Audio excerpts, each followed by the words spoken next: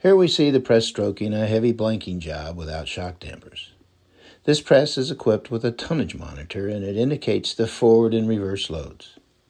This is a 600-ton press with a forward load of 277 tons on average, which is well within a press specification. However, by industry standards, a reverse tonnage load should not exceed 10% of the maximum forward capacity. For instance, a 600-ton press would have a maximum allowable reverse load of 60 tons. Anything over this could put the press and tooling at risk.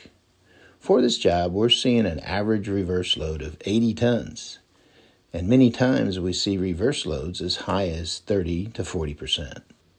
We now have installed the Hylatechnik shock dampers symmetrically around the tooling on the press bed, running the same job at the same speed. Now let's look at the results using the Hylatechnik shock dampers. The forward load increased from 277 tons to 290 tons on average. Again, this is well within the 600-ton press specification. The reverse load dropped from 80 tons to 0. That's right, the Hylatechnik shock dampers removed all the snap-through, and there was a noticeable difference.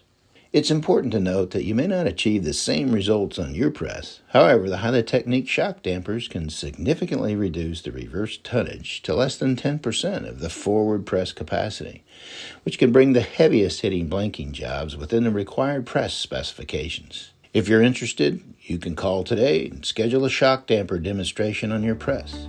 We will test the shock dampers on your heaviest hitting job and document the results as in the video. You will immediately notice the positive difference.